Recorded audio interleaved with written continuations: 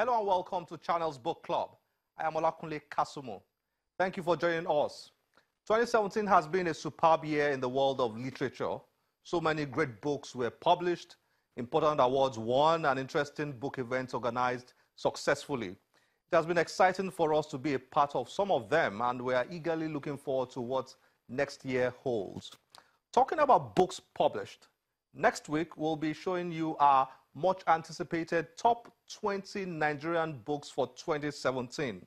The list is often a good place to start picking your reading choices for the coming year. You might want to look out for that. Let's turn our attention to today's show for now.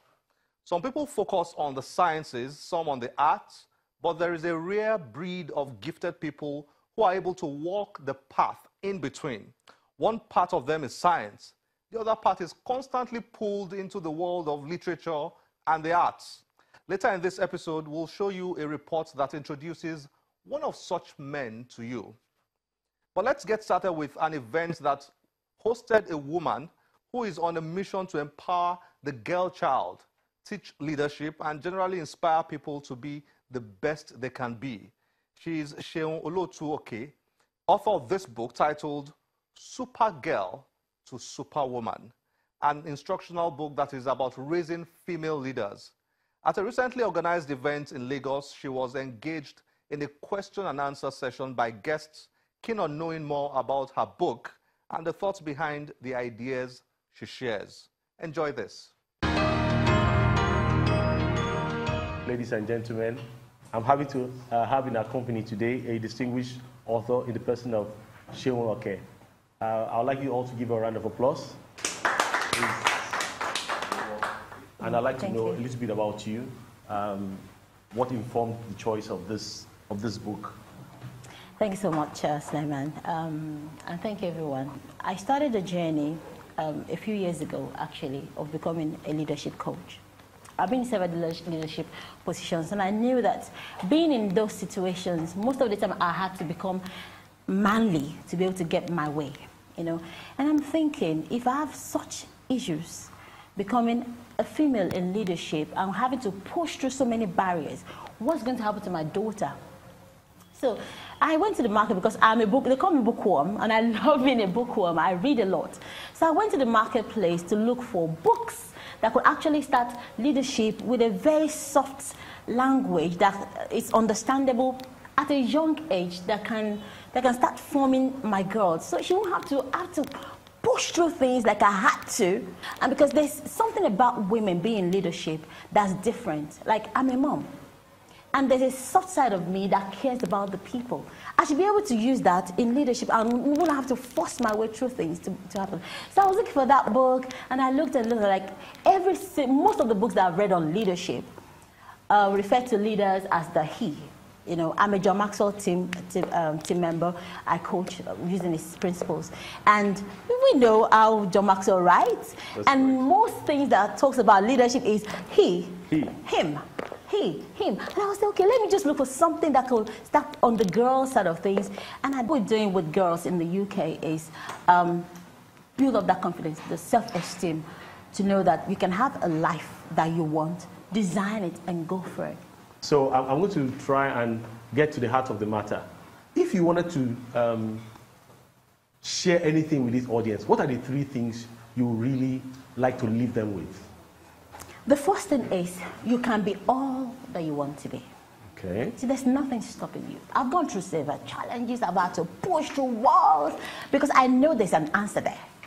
But most people give up because they think once there's a challenge, they say, oh, maybe it's not supposed to be. But when you know that I deserve this, I'm going to go for it, then you go for it. So as long as you want it, as long as you know that you deserve it, you can be anything. So you need to have a big vision of you, of where you want to be, or what you want to do, and go for it. Second thing, okay, because that's part of what I talked about there, the power of that resilience, determination. This is what I want. You don't stop me. I push through you and get you out of the way because I'm going to make it happen. 2 is, we all need a support structure. See, I'm here now. I've got my children back in the UK, and my husband's got my back. So a lot of women in leadership would think, oh, don't worry, it's okay, I can do it alone. You cannot do it alone. I'm not saying everybody should be married. I am married. I'm not saying if you're not married, maybe you're a single mom, that you're not up to the task. I'm saying that you need a support system. Even if it's not your husband or your spouse, you need to have friends that can really be there for you. People that you've sown into them. And also the third thing I'll say is the value of mentorship. In fact, I wouldn't have been where I am now if I hadn't had good mentors. We'll go to the section now where the audience will have the opportunity to ask Dr. Okay, any question, and most specifically to the things you may have seen about this book.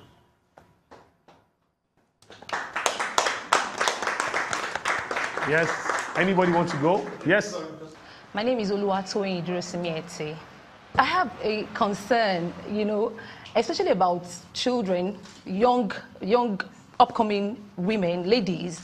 Like, I have a personal experience of a young lady. In fact, the parents are pastors, and I don't know how, somehow she just missed it. She's into drugs now, and it's like the parents are tired, they're out, they don't even know what to do, she's abandoned. How can, you know, with your own experience, how can children be mentored so that from the grassroots, they don't get to a point where they just stray? I won't judge you, because most of the time we judge them before we even listen to them. But when we listen with an open ear, with an open mind, they are able to relate to us. And then we can use our life experiences to tell them, you know what, you want to avoid here because I've been there once. And a lot of us don't tell our stories. That's one thing. I did a program in the UK earlier in the year, and it was Mother-Daughter Self-Esteem Summit. And what I did was bring moms and daughters together, where moms actually are able to tell their story. Because see, people do what people see. The same mistake that you make, most of the time your children make the same mistake. Because you want them to see you as perfect. But we are not perfect. Every single positive and negative brought us to where we are now. If you'd always been, okay, for example, you're watching a story, and it's always good, nothing bad happened. You're like, okay, is that nothing? So there's no suspense. So our life are full of up and downs. We have all the suspenses. We have all the challenges that we go through. It becomes a part of everything that we are. And we need to tell the stories to the young people to say, if you follow this path, you are likely to get here. If you follow this path, you are likely to be here. Make a choice. But most of the time, we want them to see only the good part of us. And so they find it difficult to relate. They're doing drugs. The social media has made things so easy for young people to get access to all the wrong things, because we don't use that same social media to promote the right things. So we too should go to social media and promote our stories, our struggles, our journey. And that's one thing that this book is going to do for the young people. They can see my journey, some of my struggles, some of the things I have to push through because I believe I've got to do this. And some of my struggles too. In fact, one of my struggles is being able to keep my wardrobe clear. And my daughter said, I shoved my clothes just like mom. I'm like, oh my God, help me here. Because I get so at times maybe I'm looking for something, I'm in a hurry, I just bring everything out and I put it in so that later on I'll get to it. And my daughter did the same thing. And because of that, I had to start watching it. Because she's taking me in hook, line, and sinker. Well, I want to know, is a resolution or vision board about something you have to say or do on a yearly basis, or for your life, as in the plan you set to achieve in your own lifetime? So I want you to expatiate on that.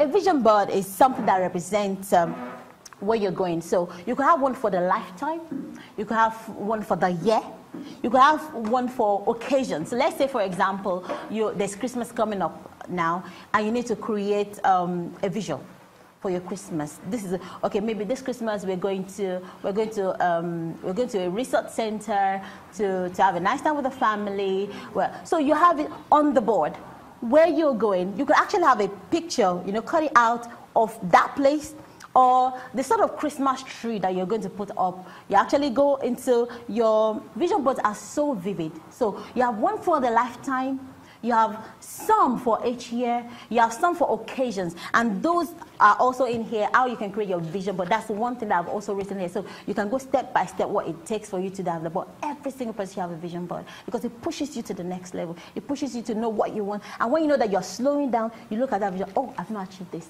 Okay, what does it take? Let's go do it. That's it. So vision boards are really, really important. During your interaction, you made mention of the fact that by virtue of writing this book, you've been able to use the book as a tool to mentor girls in the UK. Now you're in Nigeria. What plans do you have for Nigerian girls? And how do you intend to use this to mentor both the girls and their mothers, or the women, you know, the Nigerian women at large? In Nigeria here, part of what I do in the UK, I'm replicating here. To say, let's start in the secondary schools, let's start in the primary schools, start orientating the children on how to start taking conscious decisions, conscious results out of their lives. Because all that we do, they compound. Now, I didn't get here in one day. It was a process. Like I told you, I started my leadership role in primary school. I did in secondary school. I was the first lady rep in my university because I said, I know what I want, and I go for it, and I don't stop, and I'm not lazy. I put in the work to learn what it takes to be there. Because see, nobody's going to give you roles because you're a woman, because we want to fill the quota. No, you've got to be on top. You've got to know what it takes to actually be there. See, a lot of great minds are here in Nigeria that we're not tapping into. What about sports? Sports almost dead in this country. What about we have girls that will start mentoring in that way? Say, okay, you can do this sport. Bring them together. Have a mastermind with them. So we want to get this resource into their hands from the primary. So as long as a child is 9 years, they are able to understand basic English. They can start with this, up to whatever profession you are in, to get this and start. And then you could actually be a part of that. So yes, we're looking out for people that want to be a part of this amazing thing that we're doing. We need to grow a new mindset in Nigeria.